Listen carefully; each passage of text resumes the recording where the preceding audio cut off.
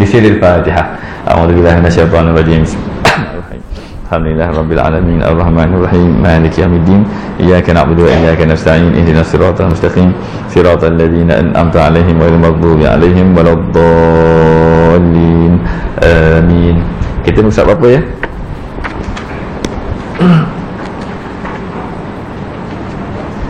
Berapa? 16. Bismillahirrahmanirrahim. Qala muallif rahimahullah ta'ala wa nafa'na bi ulumihi fi daraini Allahumma amin. Mengetahui nur dan wajahnya. Mengetahui nur dan wajahnya.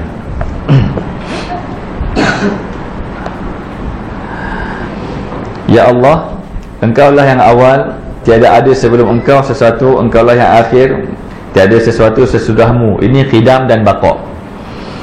Engkaulah yang zahir, yakni nyata hakmu, af'almu sebagai kenyataan isimmu. Okey, maksudnya Allah Ta'ala yang maha zahir, lagi yang maha menzahirkan. Kalau kita nak beriman dan mengecapi nama Allah yang Al-Mubin itu, bermaksud kita kena sampai ke peringkat benar-benar zahir af'al Allah pada jiwa kita. Benar-benar zahir, apa dia? Mubin, nyata. Benar-benar nyata, huwa zahir wal batin, huwal mubin. Okey, benar-benar nyata perbuatan Allah, nyata sifat Allah dan nyata nama-nama Allah dalam mata hati kita. Engkaulah yang batin, tidak ada keberadaan yang lain, semua yang engkau zahirkan menjadi kenyataan atas keghaibanmu. Garis kat situ, semua yang engkau zahirkan menjadi kenyataan atas keghaibanmu. Sebab itulah huwa zahir huwal batin. Macam mana kita kata engkaulah pandai, engkaulah bodoh? Kan susah kan? Engkaulah ku putih, engkaulah ku hitam. Kan? Macam mana tu? Tiba-tiba Datuk Rida jalan kan? Tiba-tiba kalau ku putih macam ni, ku hitam macam ni. Contohnya, macam mana dia lah ku putih, dia lah ku hitam? Tak matching kan? Tapi Allah dia lah zahir, dia lah batin. Kalau zahir, kalau batin lah. Jadi ada huraian dia. Huraian dia begini. Anta zahir maknanya engkau yang maha menzahirkan keaiban dirimu dalam keadaan engkau yang paling batin dalam segala yang batin. Maksudnya apa? Allah Ta'ala menzahirkan keaibannya itu melalui penciptaannya. Maka daripada penciptaan Allah, kita memandang perbuatan Allah yang mencipta. Daripada perbuatan Allah yang mencipta, kita memandang sifat Allah, dengan sifat itu Allah mencipta. Bila kita memandang sifat Allah yang mencipta, serentak dengan itu kita memandang nama Allah yang sesuai dengan sifatnya itu. Maka di situlah yang dimasukkan dengan hadis tafakkaru fi khalqillah. Kamu bertafakurlah dalam memikirkan, dalam memberi penakkulan terhadap makhluk ciptaan Allah. Supaya apa? Supaya Allah Ta'ala menjadi amat zahir bagi kita, yang menzahirkan keghaiban Allah Subhanahu wa Ta'ala. Sebab itulah Allah Ta'ala itu huwal zahir huwal batin. Allah lah zahir, Allah yang batin. Jadi kita takkan dapat direct melihat zat Allah, tak boleh. Tapi kita dapat melihat Allah dengan Allah Maha Zahir yang menzahirkan dirinya melalui siapa? Melalui penciptaannya. Maka apa yang perlu kita takkul daripada penciptaan Allah, yang perlu kita takkulkan, yang perlu kita tafakurkan daripada penciptaan Allah adalah memandang tiga perkara ini: perbuatannya, nama-namanya dan sifatnya. Gitu. Jadi semua yang engkau zahirkan menjadi kenyataan atas keghaibanmu. Maknanya kalau kita memandang alam buana, tidak nyata Allah yang gaib itu pada mata hati kita, bermaksud kita belum mencapai ketauhidan yang sempurna. Kita pandang isteri kita, tidak nyata Allah pada isteri kita itu. Begitu. Kita pandang anak-anak kita, tidak nyata Allah pada anak-anak kita. Kalau kita marah anak-anak kita dalam keadaan tidak nyata Allah pada anak kita itu, maka marah kita itu marah kesyaitanan. Maka dia akan memberikan apa dia? Bakaran api. Tetapi kalau kita marah anak kita dengan marah yang sama, tempikan yang sama, style dan gaya yang sama, logat yang sama, tetapi dalam mata hati kita nyata Allah pada anak kita itu. Apa maksud nyata Allah? Automatik tak sebut, tak sembang pasal zat Allah, tu automatik. Yang maksudkan dengan nyata Allah, yakni nyata af'alnya, asma'nya dan sifatnya pada mata hati kita. Alright, maka apa saja interaksi kita dengan anak kita itu menjadi asbab nur untuknya, dan insya-Allah dia takkan benci kat kita, dia takkan lari rumah. Itu kaedah dia. Ini seni-seni keibubapaan. Begitulah kurang lebih. Tapi sebab itulah penting untuk kita ingat Allah. Kalau kita lupa Allah, boleh kita nak marah-marah tu ingat Allah. Di waktu tu kita beza marah dalam iman. Bukan mati dalam iman dia. Marah dalam iman dengan marah dalam nafsu, macam tu. Tapi manusia ni namanya manusia, insan, pelupa. Maka kalau kita lupa, isteri kita ingatkan. Kalau isteri kita lupa, kita ingatkan. Dan begitu juga dengan kalau kawan-kawan kita lupa, kita ingatkan, dan sebagainya. Jadi maknanya yang penting kena saling ingat, mengingatkan. Okay. Semua yang engkau zahirkan menjadi kenyataan atas keghaibanmu. Maksudnya alam warna ini kalau kita kaji, dan Allah jadikan hidup kita ni tidak boleh tidak boleh untuk tidak berhubungan dengan alam. Kita hebat macam mana pun kita mesti berhubungan dengan alam. Paling-paling bumi yang kita pijak, langit yang kita junjung bidarannya, dan makanan yang kita makan daripada sayur-sayuran, tumbuhan, binatang, susu dan sebagainya. Tidak boleh tidak, kita mesti berada dalam alam. Alam ni apa sebenarnya? Ada tak Allah Ta'ala jadikan manusia di luar alam? Akal tak dapat bayang kan, macam mana kita berada di luar alam. Yang di luar alam itu pun alam, tapi alam yang luar. Dia kata alam planet lain ke, alam galaksi lain ke, tapi tetap alam. Nak katanya makhluk ini yang ditangguh, yang diberi taklifan oleh Allah, hidup di dalam alam. Soalan dia, apa sebenarnya alam itu? Sebenarnya alam itu adalah penzahiran Allah, kenyataan Allah. Apa sifat utama Allah itu? Sifat utama apa dia? Sifat Ar-Rahmannya. Maksudnya apa sebenarnya kehidupan kita ini? Kehidupan kita ini adalah seumpama berada dalam pelukan dan dakapan ibu. Seumpama berada dalam pelukan dan dakapan ibu. Maksudnya apa? Berada dalam pelukan kasih sayang. Kita nak dukung anak, dukung macam ni ke, ataupun dukung macam ni? Yang pertama macam ni, yang kedua macam ni. Pertama ke kedua? Abang Ucu, macam mana dukung Ibrahim? Awal-awal dukung tu betul-betul macam ni ke, ataupun macam ni dulu? Macam mana Mama? Macam mana Bunda Fatimah, macam mana? Bunda Fatimah dukung cucu macam mana? Macam ni ke atau macam ni?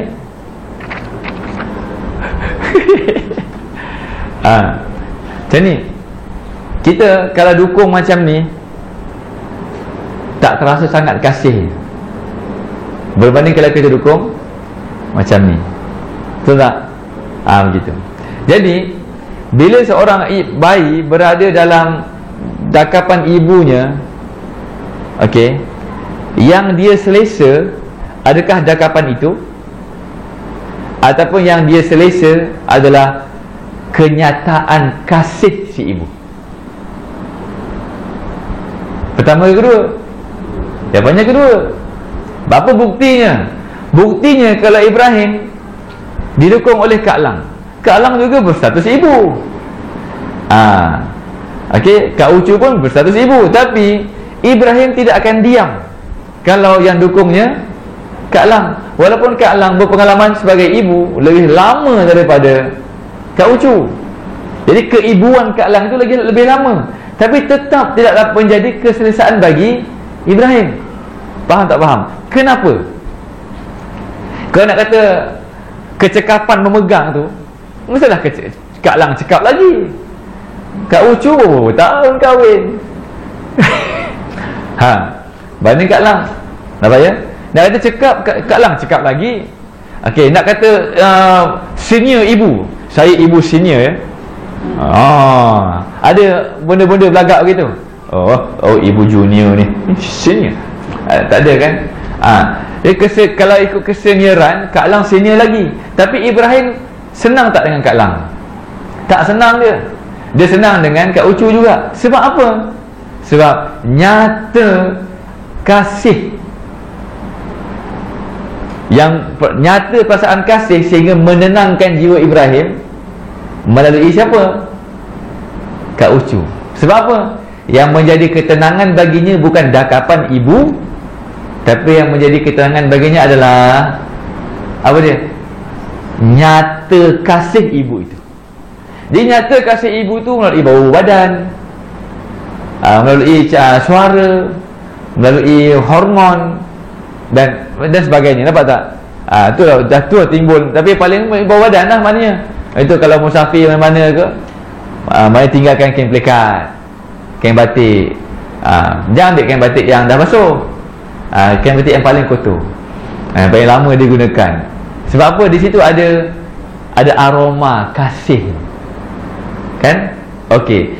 Begitulah bedanya kita hidup kat dunia ni. Kita jangan rasa tenang dengan dunia ini, seperti mana Ibrahim tidak berasa tenang dengan dakapan ibu. Tapi kita kena berasa bertenang dengan apa? Dengan nyata Ar-Rahman Allah melalui dunia ini. Seperti mana Ibrahim berasa tenang dengan nyata kasih sayang daripada Kak Ucu. Sebab Kak Lang, walau bagaimanapun dia pujuk-pujuk Ibrahim tu, tak sayangnya Ibrahim tu. Sebab apa? Bukan anak dia. Jadi Kak Ucu, walau macam mana pun dia duk agah-agah anak orang, takkan lebih sayang anak orang berbanding anak dia. Macam mana Kak Lang? Nak menafikan ke? See you in court. Walau macam mana pun, just main-main boleh lah. Main-main boleh. Tapi kalau nangis sangat, apa semua tak ada, pulang balik ke ibu dia. Nampak? Sebab mana kasih yang cuba Kak Lang untuk zahirkan bukan kasih yang betul-betul halus yang kemuncak, tapi kasih di atas faham meraikan, di atas faham adab, di atas faham maknanya menjaga hati dan perasaan, di atas faham ini budak-budak perlu untuk diraikan. Itu saja. Bukan di atas kasih luahan keibuan yang sebenar. Sebab apa? Sebab kasih luahan keibuan yang sebenar itu telah diluahkan kepada anak-anaknya sendiri. Bicaranya begitu. Ini by common sense ya. Baik ni in normal situation. Macam tu. Jadi Allah Subhanahu Wa Taala hubungannya dengan semua hamba-Nya adalah umpama hubungan si ibu dengan anak kandungnya. Bahkan jika dikumpul semua kasih ibu, kasih bonda-bonda kasih, ambil kasih bonda masing-masing, kumpul jadi satu. Semua perasaan kasih itu semua saya dah sedut masuk kat sini.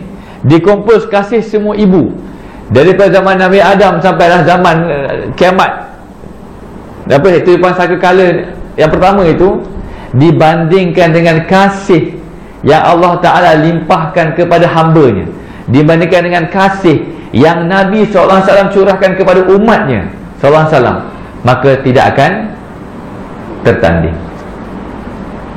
Soalnya sekarang, kenapa ramai orang yang sampai sakit jiwa, yang frustrated, yang maknanya celaru hidup, yang gundah gulana dan sebagainya? Kerana dia umpama si anak yang tidak didakap oleh ibunya. Kerana dia adalah hamba yang tidak memandang penzahiran Ar-Rahman Tuhannya. Itu saja masalahnya. Jumpalah mana-mana pakai motivasi pun, selagi tak dikembalikan kepada Ar-Rahman Allah, tetap menggeletik, tetap menggeliat, tetap tidak selesa, tidak mendamaikan. Sebab itulah orang bertauhid tidak bersedih dan tidak berbimbang, kerana dia telah bergembira dengan limpahan Ar-Rahman daripada Tuhan yang mentadbir, Allah Subhanahu Wa Ta'ala. Okey, faham di situ? Itu tak kata ada apa hidup kita dengan dunia ini. Maknanya bila kata tak dapat keluar daripada alam, bermaksud kita tidak ada kaedah untuk keluar daripada rahmat Allah. Tak ada kaedah. Sebab rahmat Allah seiring dengan apa dia? Alam ini. Cuma tinggal lagi, bila kita tidak berusaha untuk mengecapi rahmat itu, maka rahmat tersebut tidak dapat kita rasai. Tetapi adakah tidak kita terima kerahmatan itu? kita tetap terima kerahmatan itu, cuma tak dirasai oleh mata hati kita, menyebabkan kita rasa seolah-olah kita tidak dirahmati. Tidak ada manusia sama ada kafir, lebih-lebih lagi Islam, yang tidak mendapat rahmat Allah. Tidak ada manusia. Semua mendapat Ar-Rahman Allah. Semuanya mendapat Ar-Rahman Allah. Tinggal lagi yang menyedari bahawa dia sedang mendapat Ar-Rahman Allah adalah mereka yang mendapat Ar-Rahim Allah. Apakah beza Ar-Rahman dan Ar-Rahim? Ar-Rahman Allah berikan kepada semua, kafir baik, Islam baik. Yang Islam tu, yang munafik ke, yang fasik ke, yang apa-apa, yang betul, semua Allah Ta'ala bagi Ar-Rahmannya. Tetapi di kalangan semua manusia yang mendapat Ar-Rahman Allah itu, ada sebahagian daripada mereka yang mendapat juga Ar-Rahim Allah. Yang mendapat Ar-Rahim Allah hanya mereka yang mendapat limpahan nur. Sebab itulah dalam membezakan di antara Ar-Rahman dan Ar-Rahim, Ar-Rahim adalah sifat kasih Allah yang hanya dirasai oleh mereka yang benar-benar beriman. Apakah dia iman? Iman itu adalah, apa maksud iman? Dalam konteks tasawuf, iman itu adalah kecintaan kepada baginda Nabi SAW, yang benar-benar dalam fana fi Rasul, yang benar-benar tenggelam dalam kecintaan kepada Nabi SAW. Di situlah mereka yang disebut sebagai yang benar beriman, yang mendapat Ar-Rahim Allah. Jadi kalau kita tengok hidup kita secara luarannya sama, masing-masing mendapat Ar-Rahman Allah. Tapi yang menjadi indikator kita di akhirat adalah mereka yang mendapat Ar-Rahim Allah. Yang mendapat Ar-Rahim Allah adalah mereka yang benar-benar beriman. Apakah maksud beriman itu? Yang dia maksudkan dengan beriman dalam konteks yang kita bicarakan sekarang ini adalah fana fi Rasul. Dan fana fi Rasul ni ada macam-macam pintu. Ada masuk pintu utara, ada masuk pintu selatan, ada masuk pintu barat, ada masuk pintu timur. Maksudnya ada orang mencapai fana fi Rasul dengan menuntut ilmu dulu, kemudian beribadat, kemudian amal islami, amal solat dan sebagainya. Ada orang mencapai fana fi Rasul, zikir dulu, kemudian baru ilmu, kemudian baru amal. Apa ya? Ada orang dapat fana fi Rasul, amal dulu, ilmu tak dapat satu, kemudian bergerak kepada, nampak tak? Maknanya masing-masing dengan cara masing-masing.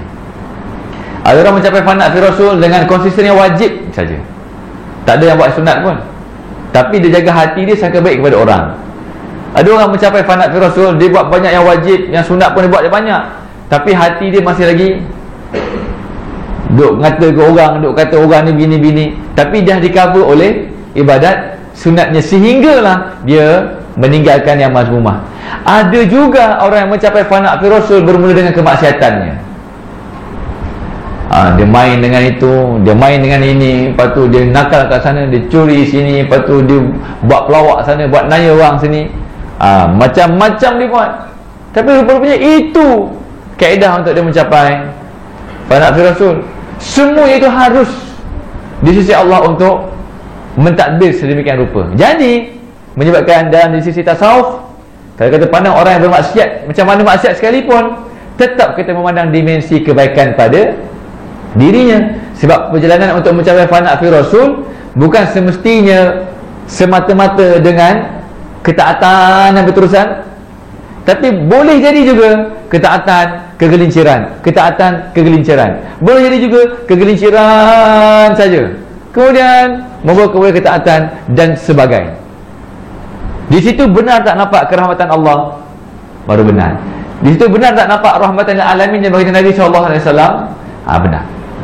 Jadi kalau di situ, kalau begitu faham dia, mudah-mudah tak kita nak pandang buruk kat orang? Tak mudah. Bahkan kita tak ada masa nak memandang buruk orang. Sebab apa? Semua masa kita adalah untuk memandang buruk diri dan mendoakan kebaikan semua orang. Itu yang kita latih. daripada isu yang saya nyatakan pagi tadi, di awal tadi ya. Mudah ke susah? Hoi, susah hoi. Ni dah kat majlis ilmu ni kita sebut lah macam ni. Maknanya sebut sebab ada barakah majlis ilmu, ada barakah selawat dan zikir, ada barakah keikhlasan ayah dan bonda yang hadir. Kalau sembang belakang-belakang ni, maknanya kadang-kadang terkeluar balik. Tapi biasanya Abang Tam lah yang biasa memujuk saya. Abang Tam ni saya punya penenang. Kalau saya duduk bingung-bingung, saya ajak Abang Tam musafir. Baru ni hampir-hampir saja nak musafir ke Palembang. Tapi ketenangan tu dah tercapai, tanpa perlu musafir, tak ada musafir. Macam tu lah. Jadi maknanya ada lah gitu. Jadi nak katanya begitulah ya. Jadi ayahanda bonda, saya buat declaration, ilmu yang saya sampaikan ni benar dan tidak ada yang lain melainkan benar, dan saya yakin akan kebenaran ilmu ini di atas amanah dengan guru-guru yang saya maknanya mendapat limpahan bimbingan nur daripada mereka. Tinggal lagi, kalau ayah dan bonda memandang saya tidak benar, ia tidak bermakna ilmu yang saya kongsikan ini sebagai tidak benar. Hanya saja saya yang tidak benar. Dan ketika memandang saya sebagai tidak benar, saya perlukan ayah dan bonda untuk membetulkan saya kembali untuk berada dalam jalan yang benar semula. Saya tak perlu tohmahan, saya tak perlu cacian, saya tak inginkan doa-doa keburukan. Tapi yang saya harapkan, kalau anda kata nanti saya ini menjadi tidak benar, maka jangan sampai mengganggu gugat keyakinan ayah dan bonda terhadap ilmu yang saya bincangkan. Ya, ilmu ini benar. Faham ya? Cuma nanti kalau saya yang tidak benar, itu bermaksud menguji kekeluargaan kita untuk kita sama-sama saling bantu-membantu ke arah jalan yang benar. Itu saja saya sebut awal-awal. Sebab benda yang kita sebut ini benda yang kita sendiri tak mampu, melainkan la haula wala quwata illa billah. Sama juga hubungan di antara yang ikut di sini, suami dan isteri. Maknanya kalau suami ajak isterinya, isteri ajak suaminya, maka ilmu yang dibicarakan benar. Maka isteri cakap, abang, saya ajak abang tentang ilmu ni, ilmu yang saya belajar benar. Kalau tak benar, saya yang tak benar. Kalau abang nak marah saya, abang marah saya saja. Jangan salahkan ilmu. Hanya saja saya yang tidak memakai ilmu itu. Bila saya telah tertanggal keilmuan itu, saya mengharapkan doa abang untuk saya memakai kembali ilmu tersebut. Faham ya? Ini kan sebab awal-awal. Sebab banyak orang yang cakap begini, suami pergi mengaji rata-rata, tapi suami tak benar. Ilmu yang dia mengaji benar. Isteri menjadi ejen syaitan. Abang tak belajarlah ilmu tu. Kalau ilmu abang tu benar, mesti abang jadi benar. Nampak tak? Dia berbeza. Berbaju satu perkara, memakai baju satu perkara yang lain. Saya ada baju, cuma saya tak pakai. Apa hasilnya? Dan saya ada baju dan saya pakai. Bagaimana pula pandangannya? Kan berbeza. Tapi ada dua unsur. Pertama saya, yang kedua baju. Keadaan pertama, saya di sini, baju di sini. Macam mana nampaknya? Buruk benar apa? Nampak ya?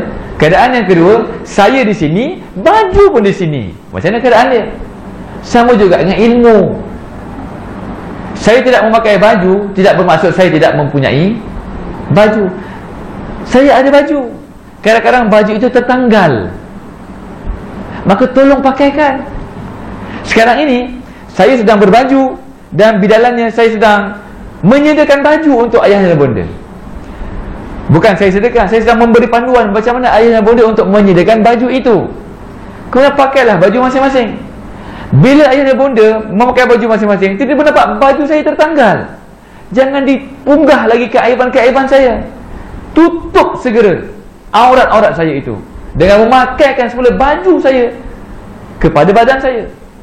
Tidakkah begitu adabnya? Kalau kita solat, tiba-tiba angin melayang telekung, nampak sanggul tinggi, rambut terurai, macam Hindustan. Macam mana kaedah dia? Bersegera tutup. Jadi sembahyang kena berhenti ke tak? Terbatas sembahyang ke tak? Tak. Yang penting kena spontan segera tutup. Kan? Sama juga kita kalau kita hatta memandikan jenazah pun, boleh tak senang-senang tengok aurat dia? Tak boleh. Kaedahnya macam mana? Bawah lapik. Tak senang-senang. Dan kalau kita nampak orang maknanya tertanggal bajunya, Kita buat macam mana? Ada tattoo rupanya. Macam tu ke kita? Atau kita terus menyelimutkan dirinya? Betul tak? Itu takat yang zahir kan? Yang rohani pun begitu. Baju pada rohani adalah nur. Kalau nanti nur itu dilihat sebagai tertanggal daripada saya, mohon dipakaikan semula. Mungkin pinjam nur daripada ayah dan bunda pula. Nampak tak? Sebab tidak ada siapa yang terjamin, melainkan dengan rahmat Allah dan syafaat Nabi SAW. Sallallahu ala nabi ya nabi, sallallahu ala rasul, sallallahu ala habibi Nabi Muhammad afdalur rasul. Sayyidina Umar, Uthman, Ali, ya Rabbi, Abu Bakar, sahabat Nabi, Siti Fatimah binti Rasuli, ya Rasulullah, junjungan kami. La ilaha illallah, ya Allah, kalimah tauhid penyejuk hati. Siapa benci kalimah Allah, keluh lidah di waktu mati. Ya Rasulullah, ya Habibi, tunggu kami di titik yang meniti. Peganglah kami, duhai Nabi, agar tiada ke neraka menanti. Ya Rasulullah, ya Habibi, tunggu kami di titik yang meniti. Peganglah kami, duhai Nabi, agar tiada ke neraka menanti. Islam, iman, tauhid, ma'rifat, pegang teguh syariat Nabi. Islam itu membawa rahmat, hidup bahagia mukmin sejati. Baitul Ma'mur di langit tinggi, tempat tawaf malaikat suci. Rajin-rajin menyuci qalbi, itu amalan Allah cintai. Rajin-rajin menyuci qalbi, itu amalan Allah cintai. Sallallahu ala nabi ya nabi, sallallahu ala rasul, sallallahu ala habibi Nabi Muhammad afdalur rasul. Sallallahu ala nabi ya nabi, sallallahu ala rasul, sallallahu ala habibi Nabi Muhammad afdalur rasul.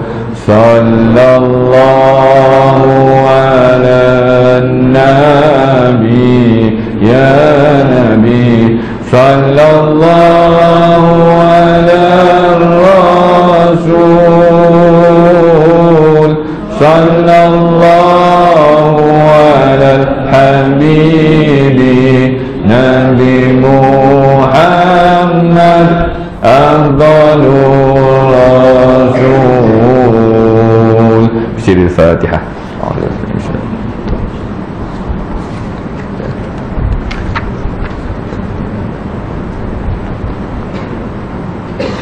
Ilmu yang bermanfaat adalah ilmu yang dipimpin oleh nur hidayah, sedangkan ilmu yang mudarat adalah ilmu yang semata-mata tanpa hidayah. Sesuai dengan hadis Rasulullah SAW, man izdada ilma wa lam yazdad huda lam yazdad minallahi illa bu'da. Siapa yang bertambah ilmu yang tidak disertai hidayah, maka tidaklah arti bertambah dari Allah kecuali ia bertambah jauh dari Tuhan. Di sini yang saya nyatakan bahawa semata-mata menuntut ilmu tidak menjadi penyebab untuk mendapat cahaya. Maka kena ada asbab yang lain lagi untuk menjadikan ilmu kita itu benar-benar cahaya.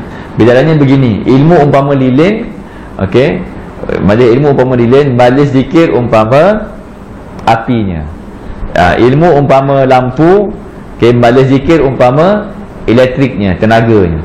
Jadi kita dah tuntut ilmu, kemudian kita kena ada limpahan nur. Nur itu tempat dia bertenggek, faham ya? Tempat dia stand still. Okey. Nur tu nak letak kat mana? Boleh tak kita bawa nur, kita bawa macam tu je, tak boleh kan? Nur tu kena ada alatnya untuk nur itu menempati. Macam tu. Jadi ilmu adalah perkara untuk kita tempatkan nur. Faham ya? Dan untuk mendapat nur itu pula dengan limpahan sanad, barakah sanad nur, yang mana biasanya nur itu dilimpahkan dengan kenderaan zikrullah. Tu biasanya begitu, amalannya begitu. Jadi kita faham, kita tuntut ilmu adalah untuk mendapat bekas. Jadi dia dapat bekas, kita kena isi dengan nur. Nak dapat nur itu daripada majlis zikir. Maka tak ada masalah ilmu belajar ke orang ni, majlis zikir ambil ke orang ni, tak ada masalah. Ataupun orang ni dah majlis ilmu, orang ni juga majlis zikir pun tak ada masalah. Kadang-kadang majlis ilmu banyak orang pergi, majlis zikir pun beberapa orang pergi, pun tak ada masalah. Bayar? Sehinggalah Allah Ta'ala mentadbir sehingga ada kebaikan yang seterusnya. Macam tu. Jadi kita tidak rigid, sebab jalan menuju hidayah Allah Ta'ala ni Allah Ta'ala sediakan berbilang-bilang. Ini banyak. Jadi siapa yang tuntut ilmu tidak bertambah ketakwaan, tidak bertambah cahaya hidayahnya, maka dia hanya lebih jauh daripada Allah. Jadi apa sebenarnya yang dipahamkan dengan hidayah tadi itu? Inilah yang dimaksudkan dengan adab. Jadi iktibar bagi untuk ilmu adalah adab. Iktibar bagi majlis ilmu, iktibar bagi majlis zikir, iktibar bagi khidmat, iktibar bagi segala amal soleh adalah untuk mengecapi adab. Adab itu adalah adab Rasulullah SAW, adab nubuwah, adab yang dibawa oleh Nabi SAW, dan adab itu dipimpin oleh nur bahasanya. Jadi sehingga tingkah laku kita ini dipimpin oleh nur, menjadi beradab.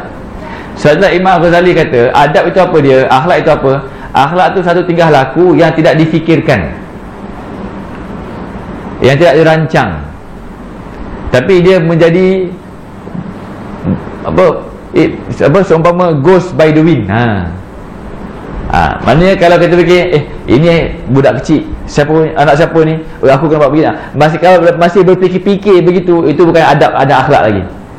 Adab dan akhlak ni satu tingkah laku yang tidak ada awalan pemikiran. Dia nature, by nature. Macam tu. Kalau macam jenis melatah, itulah adab dia. Ada orang nak melatah, aku nak melatah apa ya? Ada fikir dulu. Kalau fikir dulu tak namanya melatah. Macam itulah fahamnya. Adab ni satu perbuatan yang tidak didahului dengan pemikiran dan perancangan, tapi dia datang naturally begitu. Tapi dia boleh dibentuk. Apa bukti adab boleh dibentuk? Buktinya macam kita bawa kereta. Awal-awal bawa kereta, tidakkah ada guru sebelah? Guru tu standby je brake, kan? Maknanya dibentuk. Macam mana pandang back mirror, side mirror, kat ucu cepat sikit ambil lesen kereta. Lepas tu maknanya ada gear dia, gear depan, gear belakang, apa semua bagai, kan? Okey. Maka waktu tu kita tak beradab lagi dalam membawa kereta tu. Sebab apa? Kita masih merancang. Nampak ada bukit, cikgu kata bukit gear 2, terus gear 2. Macam adab tak adab? Tak adab lagi. Dah lama praktis, lalah kali cantus sebelah tangan je bro. Dulu macam tu, ketak-ketak. Nampak tak? Jadi mana nak kata boleh dibentuk, adab boleh dibentuk. Dan kalau kita nak bawa kereta, adakah automatik awal-awal bawa kereta terus dah sebelah tangan relax? Dulu nak masuk simpang rumah tu, siap turun kereta, siap turun kereta tengok macam mana. Macam tu. Tak begitu ke? Terror sangat. Jangan buat malu tokek. Ngaku je lah. Dulu nak masuk simpang tu siap ukur lagi macam mana. Lepas tu bila dah sampai hujung tu tak tahu nak agak dah dengan tembok tu kan, siap turun. Jauh lagi. Nampak tak? Sekarang macam main agak je. Macam tu. Jadi di situ maksudnya adab boleh dibentuk. Nak bawa kereta pun kena masuk sekolah kan, kena ada orang ajar kan bidalannya. Maka seorang juga nak membentuk adab dalam berinteraksi dengan alam, dalam berinteraksi dengan manusia, dan juga dalam berinteraksi dengan Allah Subhanahu wa ta'ala. Mesti ada yang coachnya. Okey. Jadi itulah berapa ramai orang yang ada ilmu tapi tak terbentuk adabiah.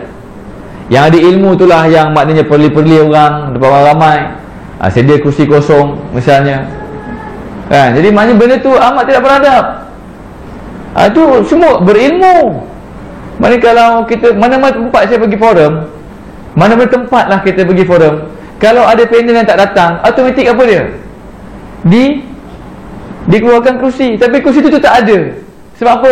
Nak jadikan bahan. Di mana adabnya? Nampak tak? Tak boleh macam tu. Tak tahu cerita ni. Ya Allah, duduk kat bawah tempurung mana?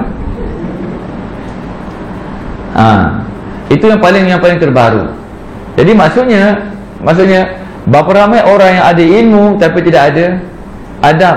Kita bukan nak kata ke orang macam ni. Berapa ramai orang yang ada ilmu, orang tu mana? Ni dia kata orang itu. Dan ilmu tasawuf tidak ada orang itu.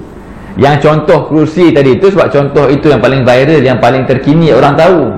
Siapa yang tahu, tahulah. Ayah tu ayah tu kan. Nanti kalau tak tahu kita sama belakang sebagai detail dia.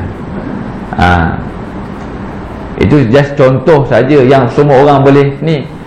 Tentang kehujahan ilmu, keilmuan, pendekatan itu kita boleh lapang dada lagi. Maknanya kita boleh terima. Kita tak setuju. Tapi maknanya tak apalah, itu cara dia faham. Kita ambil kebaikan je lah untuk dia. Habis cerita.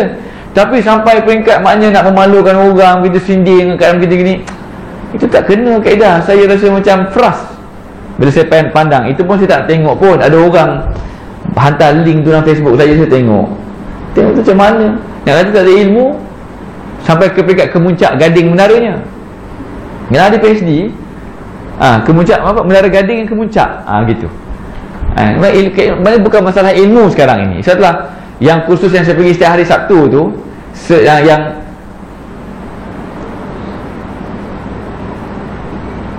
World Islamic View, World View of Islam, World View of Islam, mana lagi bagus? Islamic World View ataupun World View of Islam? Mana yang menjadikan Islam itu sebagai subjek matter? Cikgu bahasa Inggeris tolong bantu.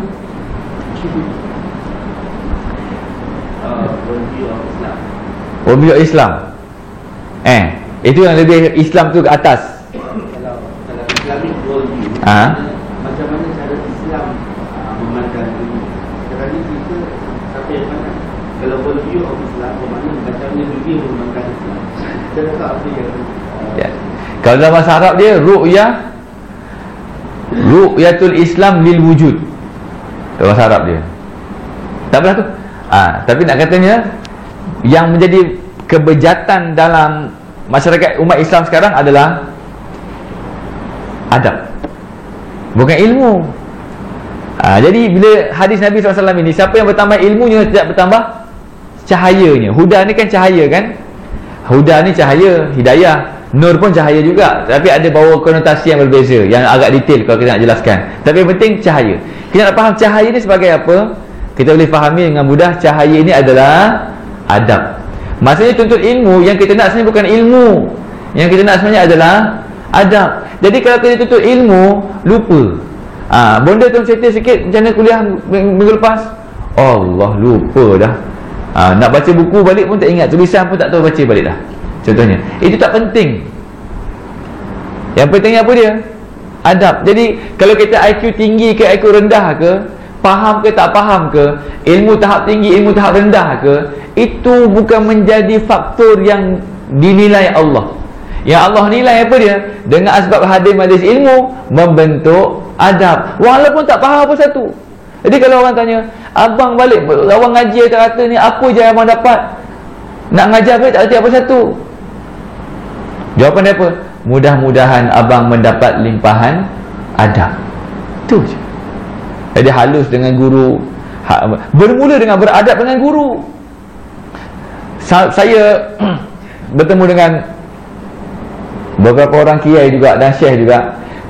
Fahamnya begini, kalau awak tak dilatih beradab dengan guru sampai ke hujung hayatmu, awak tidak akan menjadi orang yang beradab. Yang tidak beradab bukan manusia tetapi binatang. Biasanya begitu.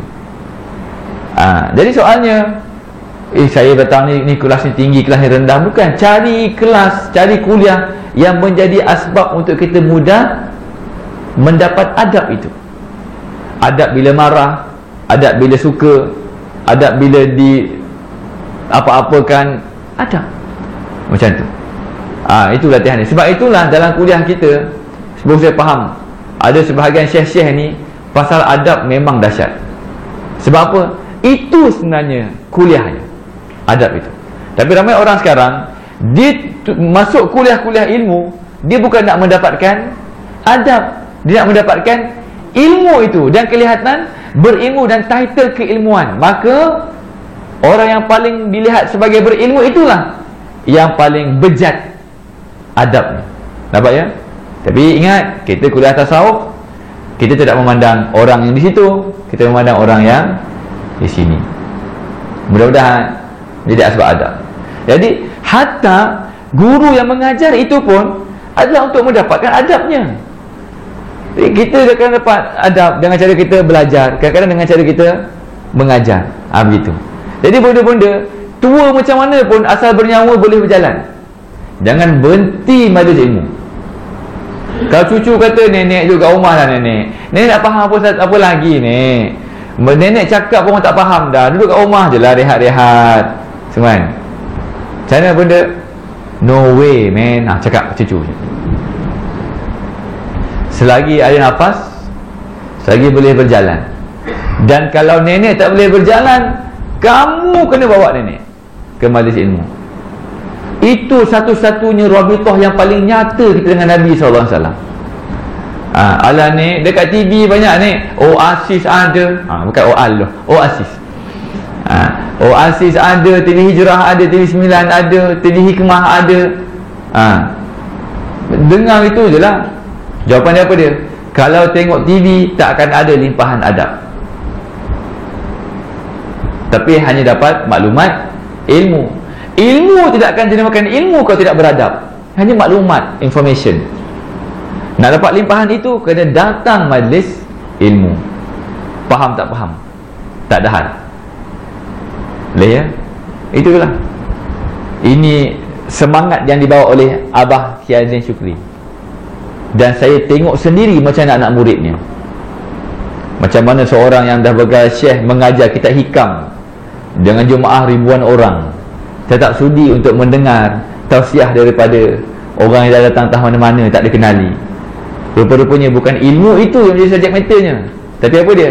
Adab itu. Ini yang dimaksudkan dengan siapa yang menuntut ilmu tidak bertambah adabnya, maka dia semakin jauh daripada Allah.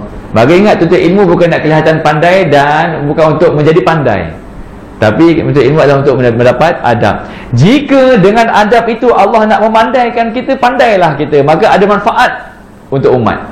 Jika Allah Ta'ala tak izin kita pandai, mudah-mudahan tetap Allah Ta'ala izin kita beradab. Dan di situ pandai di sisi Allah, walaupun dilihat oleh di sisi manusia sebagai dia ni mengaji lama dah tapi tak tahu apa satu. Ingat, betulkan kembali. Jadi kalau pesan ke anak-anak nak sekolah, jangan tanya awak belajar apa lepas ni, apa belajar, jangan tanya itu je. Tu kena tanya juga, sebab nak exam dah P3 lah, 3 lah, apalah semua bagai, SPM lah, apalah, kena tanya juga. Tapi jangan lupa tanya macam mana adab dengan guru, macam mana adabnya, macam mana guru mengajar adab, begitu, kena tanya juga. Sebab itu yang menjadi perhatian Allah. Amanah Allah kepada kita bukan memandaikan anak kita. Amanah Allah kepada kita adalah untuk adabkan mereka dengan cara menjaga adab mereka dengan guru-guru mereka. Macam tu. Jadi kalau anak-anak ngadu pasal cikgu begini, maka kadang-kadang memang kita pun barat ni, cikgu ni buat anak kita macam tu. Tapi baran kita satu perkara, yang penting kita kena jaga anak kita adab. Cakap anak tak, tapi awak tetap jaga adab dengan cikgu, tetap bagi salam, tetap senyum. Dan memang cikgu dalam penceritaan tu memang cikgu tu salah. Dalam penilaian kita, cikgu tu bersalah. Tapi kita jangan memburuk-burukkan lagi cikgu tu depan anak kita. Kalau tidak, kita hanya mengajar anak kita menjadi keiblisan, sebab terputus adab dia. Soal cikgu tu tak beradab tu soal cikgu tu. Tapi cikgu tak beradab tidak menjadi lampu hijau untuk murid turut tidak beradab. Dia kena faham. Hadis ni dahsyat ni. Kalau kita jauh dari Allah, nak ke mana lagi kita? Tak ada mana dah. Okey. Ketahuilah hai orang-orang yang ingin dekat dengan Allah bahawa nur yang dikirim Allah merupakan utusan Allah dengan membawa keterangan dari Allah, lalu merasa tenang dengan ilmu yang ada pada akal mereka. Ini yang saya huraikan tadi lah, panjang lebar tadi. Allah berfirman di surah Al-Mu'min ayat 83, Bismillahirrahmanirrahim, falamma ja'atuhum rusuluhum bil bayyinati farihu bima indahum minal ilm. Maka tak kala datang kepada mereka rasul-rasul yang diutus kepada mereka dengan membawa keterangan-keterangan, mereka merasa senang dengan pengetahuan yang ada pada mereka. Rasul ni garis kat situ bil bayyinat. Falamma ja'atuhum rusuluhum, maka apabila datang kepada mereka utusan-utusan mereka, jadi utusan-utusan Allah kepada mereka, utusan-utusan itu membawa apa? Membawa bayyinat. Bayyinat ni maksudnya apa? Keterangan. Maknanya apa? Ilmu yang ada cahaya, keterangan. Setelah kau tidak ada ilmu, maka gelap. Yang ni ilmu itu sifatnya bercahaya. Farihu bima indahum minal ilm, maka di setelah mereka bergembira dengan apa yang ada pada mereka daripada ilmu. Jadi ilmu tu kena bersifat bayyinat, terang dan menerangkan. Jadi persifat yang ada, perkara yang ada sifat terang dan menerangkan adalah perkara yang ada cahaya. Maka ilmu dan cahaya tidak berpisah. Kalau ilmu itu tidak ada cahaya, maka tidak jadi bayyinat, perkara yang memberi penerangan. Hendaklah kita memahami akan segala alam yang ditampilkan Allah supaya kelihatan wajah dan hak Allah. Garis kat situ, supaya kelihatan wajah dan hak Allah. Ini yang kita syarahkan tadi. Ada apa sebenarnya kita dengan alam? Sebenarnya kita dengan alam adalah untuk melihat wajah dan hak Allah. Apa maksud wajah? Jadi merasai berhadap-hadapan dengan Allah. Apa maksud hak Allah? Maknanya yang menjadi hak Allah adalah Allah itu dipuji, bukan alam. Yang menjadi hak Allah adalah Allah itu yang dirasai ta'zim, keagungannya pada Allah, bukan pada alam. Hak Allah maksudnya semua itu adalah milik Allah. Macam tu. Mengetahui tempat berhenti dan mengetahui tempat menunggu. Di sana pun pertemuan dengan wajah dan nur pun seorang hamba dapat kembali kepada Allah, sesuai dengan firman Allah dalam surah Ali Imran ayat 53 dalam berbentuk doa, Rabbana amanna bima anzalta wattaba'na rasula faktubna ma'asyahidin. Ya Tuhan kami telah beriman dengan apa yang telah Engkau turunkan dan kami telah ikut Rasul. Kerana itu masukkanlah kami ke dalam golongan orang-orang yang menjadi saksi tentang keesaan Allah. Bila sebut Ar-Rasul kat sini, dia bersifat makrifah, kata nama khas Ar-Rasul. Kalau ada Ar-Rasul, biasanya difahami siapa? Nabi Muhammad SAW. Kalau ada alif lam, dia jadi makrifah ataupun kata nama khas. Kalau tidak ada alif lam, jadi nakirah, kata nama am. Kalau kata nama am, boleh jadi mana-mana Rasul. Dan Rasul tu juga dalam Al-Quran juga merujuk kepada malaikat. Dalam Al-Quran Rasul juga merujuk kepada malaikat, kata nama am. Tapi kalau ada alif lam dalam bentuk kata nama khas, maka ia lebih dominan untuk difahami sebagai baginda Nabi Muhammad sallallahu alaihi wasallam.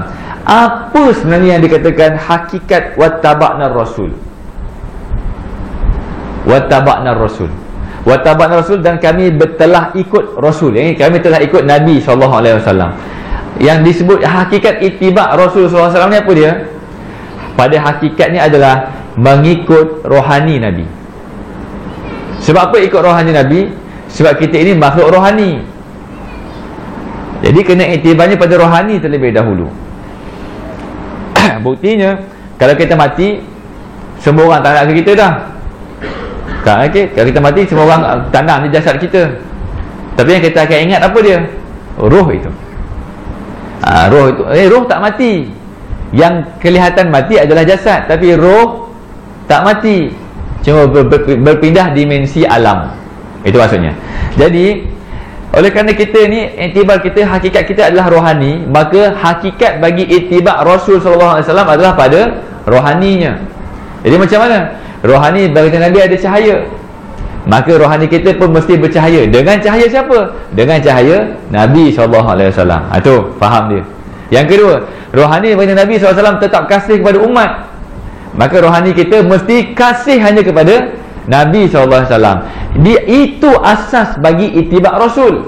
Dengan asas cahaya dan kasih ini, baru kita susuli dengan cara Nabi fikir supaya tidak membagaimanakan Allah, cara Nabi bertindak daripada hujung rambut sampai hujung kaki, daripada bangun tidur sampai tidur, baru kita ikut dengan syariatnya, dengan adabiah dan sebagainya. Tapi kena ada asas itu dulu. Saya ulang balik, asas bagi itibak Rasul SAW adalah nur dan kasih. Itu asasnya. Yakni kita nak ikut Nabi kan, itibak Rasul maksudnya ikut Nabi. Dimensi apa yang kita nak kena ikut Nabi? Jawapannya dimensi rohani terlebih dahulu. Bagaimana? Begini, Nabi dadanya rohani ada nur, maka kita juga kena pastikan rohani kita ada nur. Nur siapa? Nur daripada limpahan nur Nabi SAW. Nabi dapat nur dari siapa? Nabi dapat nur daripada tajalli, kenyataan sifat nur Allah. Ada orang tanya dalam Facebook, saya minta maaf ya, siapa yang ikut tengok rakaman kita ni, jangan tanya dalam Facebook. Kalau jauh, awak boleh minta nombor telefon, call. Kalau dekat, awak kena datang. Tanya dengan Facebook tentang ilmu tentang nur, tidak boleh. Sebab dia bukannya dengan perantaraan pembacaan, tapi dia kena perantaraan mata bertentang mata, dada menghadap dada, baru awak boleh faham. Ada yang tanya dalam Facebook, Ustaz, nur yang saya cakap dalam kuliah ni, nur Allah ke nur Nabi? Ke nur siapa? Nur tu Allah ke nur Nabi? Nurullah ke nur Muhammad? Macam tu. Jawapan dia, nur itu bermula dengan sifat Allah. Nur tu pertama lagi nur sifat Allah. Kemudian sifat nur Allah Ta'ala itu Allah nyatakan, Allah tajalikan kepada siapa? Kepada Nabi Muhammad SAW. Maka di situ nisbahnya nur Muhammad. Okey. Kemudian nur itu kita mendapat limpahan daripada salah-salah sanad sampailah ke dalam dada kita. Jadi ikut nisbah mana? Hakikatnya nur tu siapa? Kalau siapa? Nur Muhammad. Nur Nabi Muhammad. Dari mana sumbernya? Sifat nur Allah. Dan proses Allah melimpahkan nur itu namanya nur Muhammad. Nur Allah dilimpahkan kepada baginda Nabi Muhammad SAW, dan nur yang dilimpahkan itu nur Muhammad, nur yang terpuji, dilimpahkan kepada orang yang terpuji. Begitu. Kemudian nur itu dilimpahkan kepada para pewaris baginda Nabi SAW sampailah ke dalam dada kita, insya-Allah. Begitu. Jadi hakikat itibak Rasul adalah bernur dengan nur Nabi. Bernur dengan nur Nabi. Pertama kat situ dulu. Yang kedua, kasih kepada Nabi. Sebab jiwa Nabi hanya kasih kepada umat, tidak ada kasih pada yang lain melainkan pada umat. Okey, maka jiwa kita mesti kasih kepada Nabi, dan tidak ada kasih kepada yang lain melainkan kasih kepada Nabi. Dan Nabi boleh declare, tak beriman kamu kalau tidak mengasihi aku lebih daripada segala-galanya. Di sini asas kepada itibak Nabi SAW. Dengan asas ini baru disusuli dengan yang lain, dengan tingkah lakunya, dengan syariatnya. Yang syariat itu slow and steady. Ada syariat yang wajib kita boleh buat sekali harum terus. Ada yang kena mula dengan Zuhur dulu, kemudian Maghrib, kemudian Isyak. Isyak paling last sekali. Sembahyang ni, kalau orang mula belajar sembahyang, paling mudah dia sembahyang apa? Sembahyang Maghrib. Kemudian Zuhur sikit-sikit. Kemudian Subuh, lepas tu Asar. Asar ni pun banyak orang tinggal. Lepas tu Isyak. Tapi Maghrib confirm lah, sebab lepas mandi kan, nampak macam ni. Gitu. Gitu. Jadi ada orang, tapi slow and steady. Yang penting dapatkan dulu nur. Okey. Bukanlah maknanya saya kata boleh tak semayang, bukan. Tapi kata orang itu ada kekuatan dia yang tersendiri kan. Cuma kita tak mendoakan, tak mendorong. Okey, untuk memperbanyakkan ibadat sunat, slow and steady. Untuk dapatkan tingkah laku Nabi semasa daripada tidur sampai ke tidur balik kan, makannya itu slow and steady. Yang penting kena dapatkan nur ni dulu. Apa jadi kalau tak bermula dengan nur dan kasih kepada Nabi SAW, tapi terus bersyariat dengan syariat Nabi, terus mengikut tingkah laku Nabi SAW sebagainya? Apa yang akan terjadi? Yang akan terjadi, dia tidak memandang Allah dalam perbuatan baiknya itu, tapi dia akan memandang baiknya diriku dalam ikut Nabi. Jadi adakah hakikatnya dia ikut Nabi? Tak. Faham ni? Sekarang ramai orang buat baik, tapi dia tidak nampak Allah, tidak nampak perbuatan Allah yang mentadbir dia baik. Yang dia nampak apa dia? Aku ini baik. Kenapa begitu?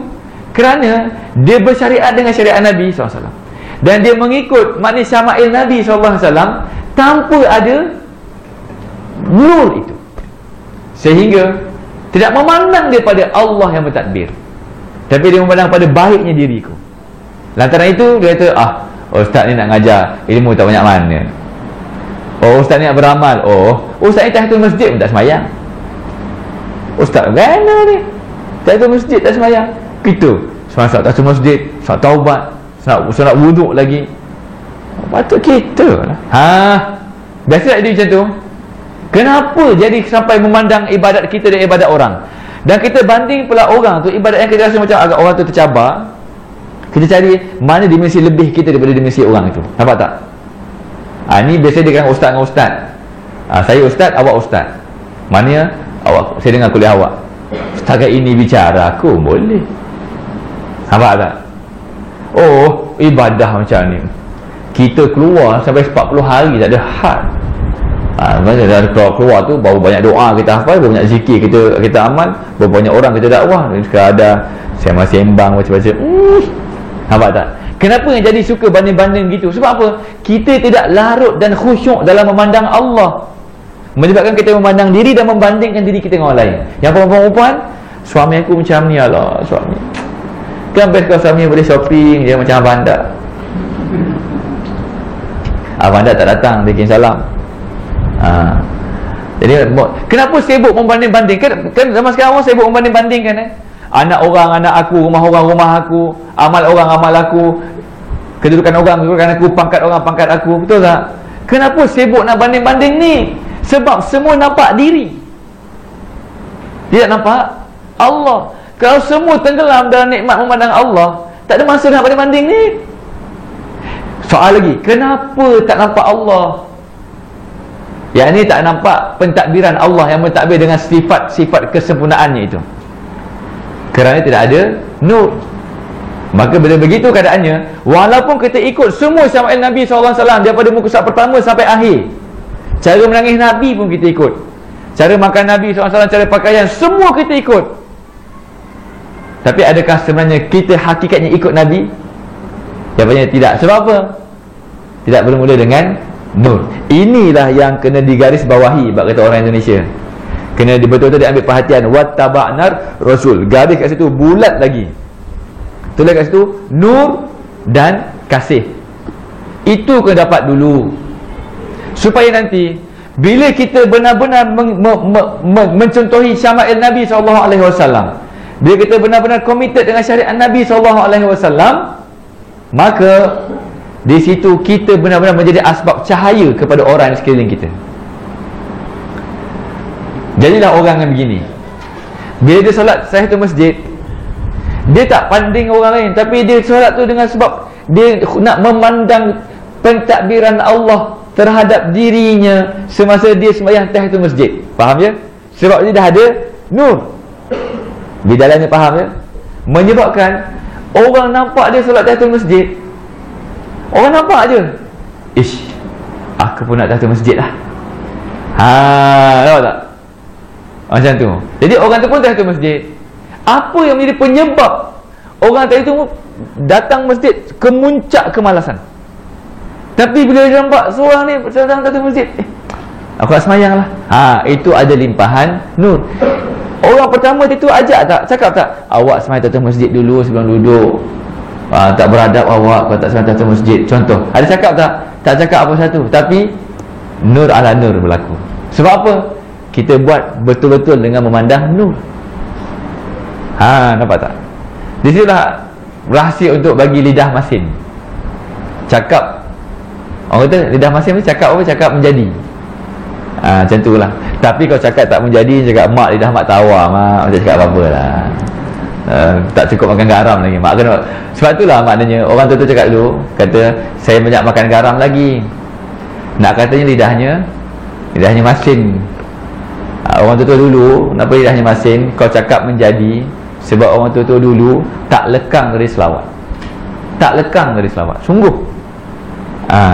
Tak tahu orang tu sekarang, mudah-mudahan tak lekang lagi. Apa-apa hal selawat. Macam mana pun keadaan mereka, setakat yang saya diberi faham, begitu.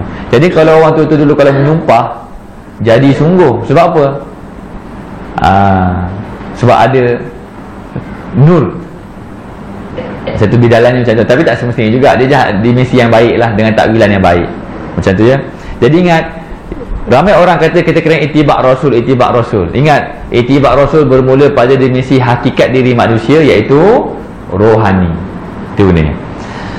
Allah menciptakan alam supaya orang dapat melihat iktibarnya atau wajahnya, yakni wajah Allah. Alam merupakan cermin bagi Allah. Dah ada kat situ. Alam merupakan cermin bagi Allah. Melalui cermin itulah dia mengenal dan memperkenalkan wajahnya.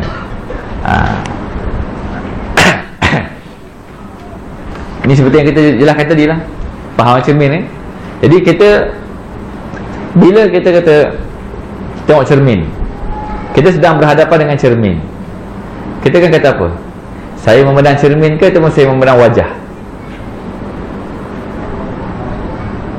Okey, kita tengok cermin tu, jerawat kita akhir-akhir ini tumbuh dengan begitu membabi buta kan? Kita tengok cermin, depan cermin ni jerawat banyak itu, otak kepala sampai kat rambut-rambut ni tumbuh jerawat ni. Tak tahu apa maknanya. Mudah-mudahan makna yang baik. Lepas tu tengok cermin, saya duduk picit-picit jerawat ni, dia tengok berapa bilang jerawat ni. Kemudian anak saya, Abi pandang apa tu? Agak-agak jawapan saya apa? Abi pandang cermin ke ataupun Abi pandang jerawat?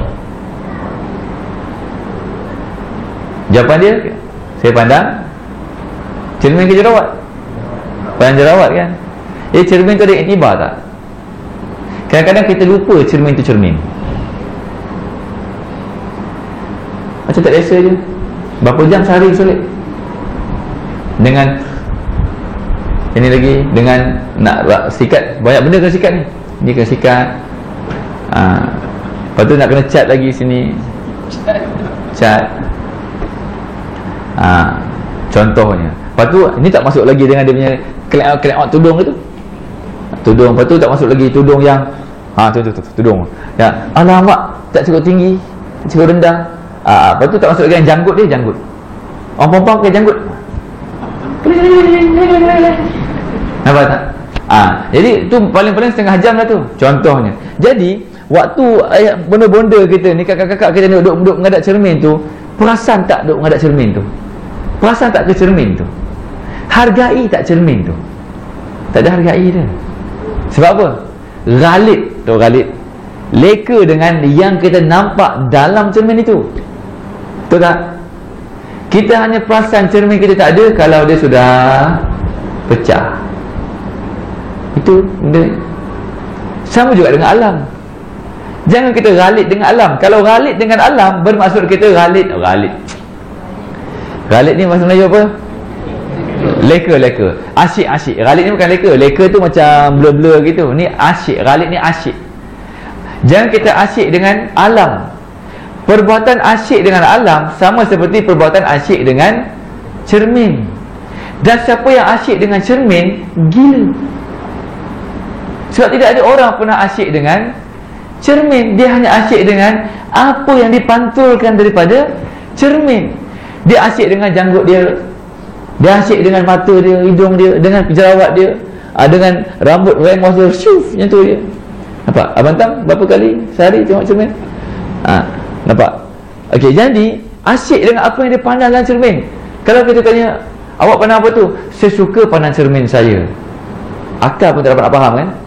Itulah bidalannya alam ini umpama cermin. Siapa yang asyik dengan alam, dia sama gila dengan orang yang asyik dengan cermin. Jadi kalau tidak asyik dengan alam, asyik dengan apa? Sama jawapan dia. Kalau tidak asyik dengan cermin, asyik dengan apa? Jawapan dia, saya tidak asyik dengan cermin, tapi saya asyik dengan yang saya pandang dalam cermin itu. Maknanya saya tidak asyik dengan alam, tapi saya asyik dengan apa? Yang saya pandang dalam alam itu. Apa yang awak pandang dalam alam itu?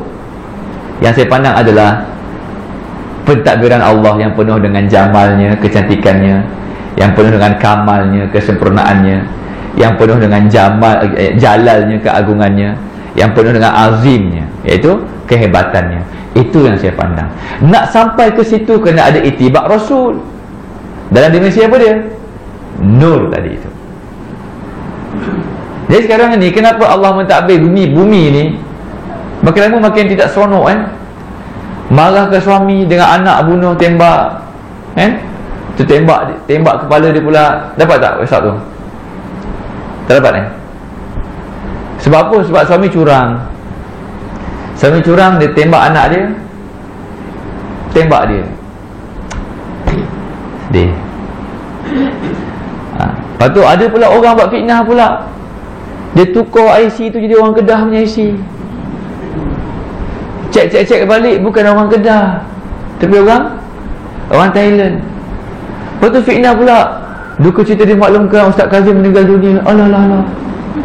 Tanya pula, betul ke Ustaz Kazim meninggal dunia? Tengok dalam official page dia kan, duka, itu duka. Tu duka. Datuk Ustaz Kazim Ilyas. Tu duka. Bukan level raya duka tu. Itu dulu dalam Hot FM. Saya ni kalau lalu kat saya mesti menangis saja, duka hati saya. Kenapa? Level raya duka. Okey, lupa tak?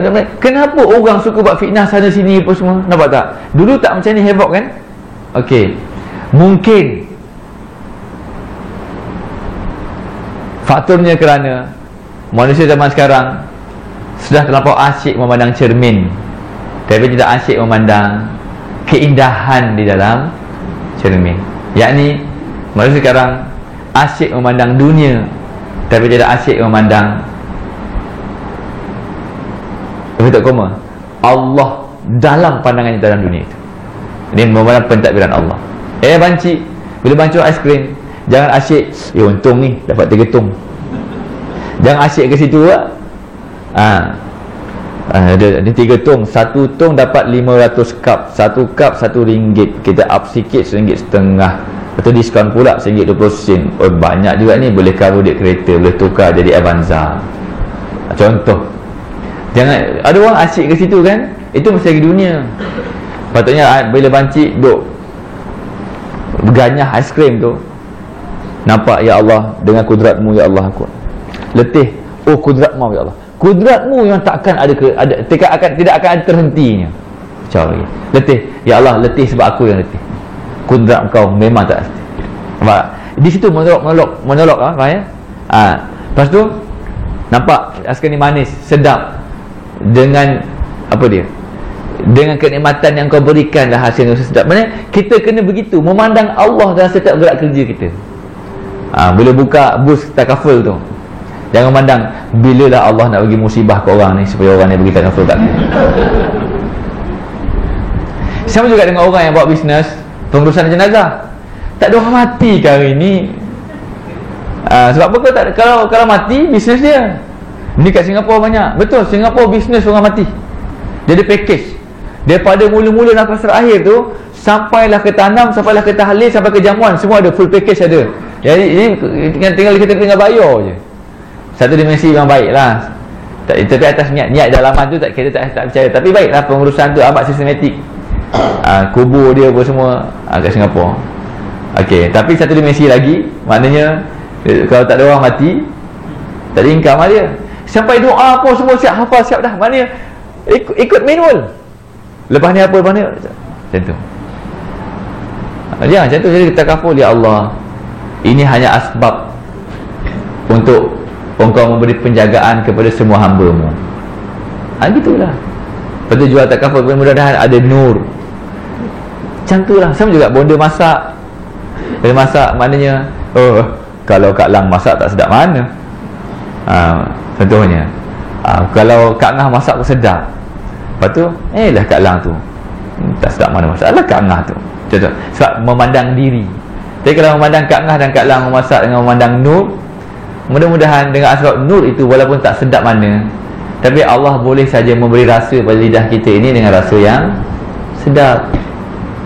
Itu je. Jadi bila kita dah makan sedap, dah masak, suami tak puji, ada hal tak? Tak ada hal.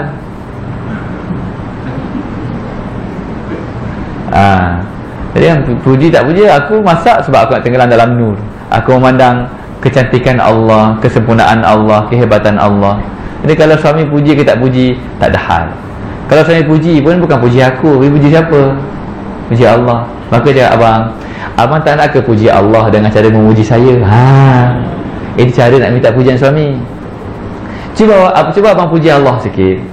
Macam mana? Dengan cara puji saya masak ni. Sebab saya masak ni, saya memandang Allah. Yang ni memandang sifat-sifat kesempurnaan Allah. Itu baru bicara rumah tangga yang ada kefahaman dan latihan memahami tauhid. Ini tiba-tiba dah makan, masak tom yam, tiba-tiba habis makan apa semua, abang macam mana? Okey, abang macam mana? Tambah lagi bang, tambah. Lepas tu sisi je sebenarnya nak sebab nak apa? Sedap, pandai isteri abang masak. Itu isi nak dengar. Tapi si abang ni bodoh. Tak reti satu-satu. Jadi maknanya dah kali dah bendul. Okey, sekarang ni apa skema jawapannya? Bila isteri tanya, okey, awak nak abang jawab macam mana? Saya nak abang jawab, saya masak sedap. Terima kasih. Okey, sedap, terima kasih. Nak katanya begitulah. Tenggelam dalam memandang Allah. Okey, faham cermin tadi ya? Okay, panjang pula kita situ. Mana kita tadi? Allah merupakan cermin bagi Allah. Melalui cermin itulah kita mengenal dan memperkenalkan wajahnya. Allah Ta'ala sangat tersembunyi, tak dapat dikenal wujud zatnya. Itu batin, huwal batin. Okey, tetapi cukup kita mengenal Allah, mengenal wajah dan haknya melalui nurnya, itu zahir. Huwal batin, huwal zahir. Yang batin ni maknanya dalam dimensi zatnya itu ghaibul ghuyub, memang batin. Tapi dalam dimensi kenyataan af'al, asma' dan sifatnya melalui pancaran limpahan nurnya, itu amat zahir. Tapi bukan zahir pada mata kasar, zahir pada mata hati. Yang ada mata hati inilah yang disebut sebagai mendapat Ar-Rahim Allah. Ya. Jadi Ar-Rahim Allah adalah mereka yang mendapat limpahan nur. Jadi sebenarnya dekat akhirat yang dapat syafaat Nabi SAW adalah mereka yang mendapat limpahan Ar-Rahim Allah dengan asbab nur itu. Anda faham begitu? Jadi sekarang ni jangan kita target nak mendapat Ar-Rahman Allah. Sebab Ar-Rahman Allah, Allah bagi semua.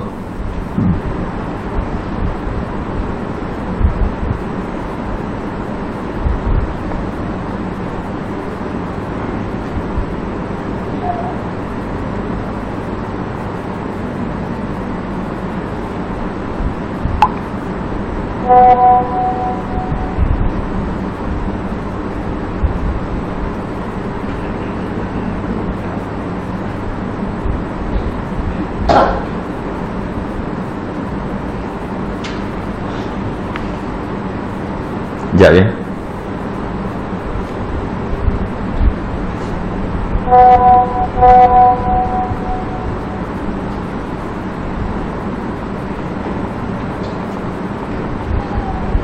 Abah saya aksiden. Sekejap. Hospital. Okey,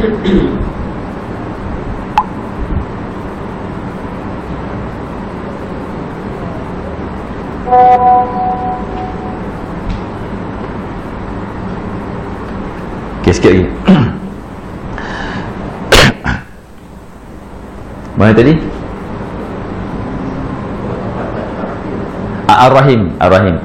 Jadi kalau kita target nak mendapat Ar-Rahman Allah, Allah bagi belaka dah. Merasai Ar-Rahman Allah bermaksud telah mendapat Ar-Rahim Allah. Gitu ya. Jadi kita boleh faham macam ni. Transaksi daripada mendapat Ar-Rahman Allah sehingga merasai Ar-Rahman Allah dan mengecapi Ar-Rahim, transaksi itu adalah dengan limpahan nur. Berjalannya begitulah. Just nak bagi faham. Sebab bicara tentang nur ni, Allah nyatakan dalam Al-Quran, wa yadribullahul amsala linnas. Maksudnya Allah Ta'ala kata apa? Allah memberikan perumpamaan kepada manusia. Isyarat daripada ayat itu adalah nak memahami tentang nur ala nur ini, banyak bidalan-bidalan yang diilhamkan Allah kepada para masyayikh kita. Seumpama bidalan yang diberikan oleh Abah Kiai Zain Syukri ini. Faham ya? Jadi maknanya dia bukannya secara direct begitu, dia secara indirect sebab bidalan. Tuhan Maha Esa, sedangkan alam sebaliknya, alam sangat banyak macam dan ragamnya. Kita dapat melihat yang banyak untuk menunjukkan yang satu. Ni melihat yang banyak untuk menunjukkan yang satu. Ingat tak kita sebut dulu? Ini disebut syuhudul kathrah fil wahdah. Syuhudul kathrah, melihat yang banyak untuk menunjukkan yang esa itu. Okey. Dan sebaliknya kita juga dapat melihat yang satu nyata di yang banyak. Maksudnya syuhudul wahdah fil kasrah. Tolong tengok rakaman kita dulu kalau nak ulang kaji balik. Okey. Yakni yang satu menampakkan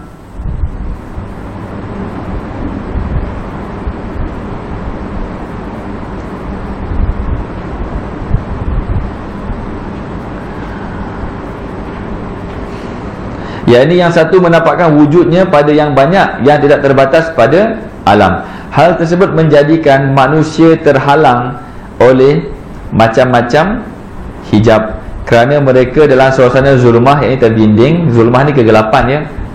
Zalim ni gelap, zulmah kegelapan. Okey. Maka untuk menghilangkan hijab diperintahkan zikrullah sebanyak-banyaknya. Tu garis kat situ semua sampai habis. Maka untuk menghilangkan hijab diperintahkan zikrullah sebanyak-banyaknya dan memahami rahsia ahad Allah, yakni rahsia keesaan Allah yang ada dalam surah Al-Ikhlas, yakni surah Qul huwallahu ahad. InsyaAllah ia menjadi hamba yang kasyaf, yakni terbuka hijab. Terbuka hijab tu maksudnya bukan terbuka hijab dapat scan orang, dapat nampak gitu gini, bukan. Terbuka hijab tu adalah memandang Allah dengan nur Allah.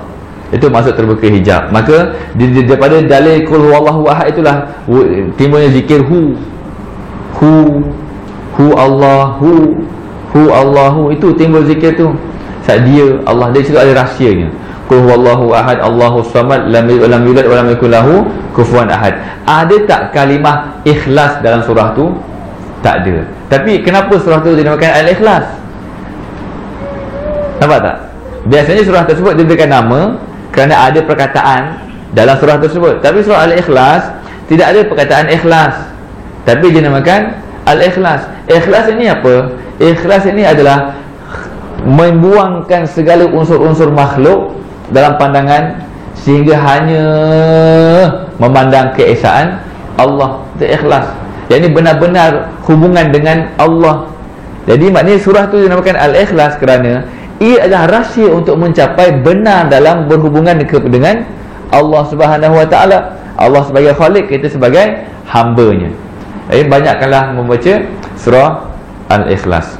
Okey, itulah yang kita bincangkan. Sekarang ini kita telah mengetahui bahawa kita ini di dalam alam ini ditadbir oleh Allah dengan sifat Ar-Rahman-Nya. Maka selagi mana kita berada dalam alam, selagi itu kita tidak pernah terpisah dalam Ar-Rahman Allah. Maka peranan kita apa dia?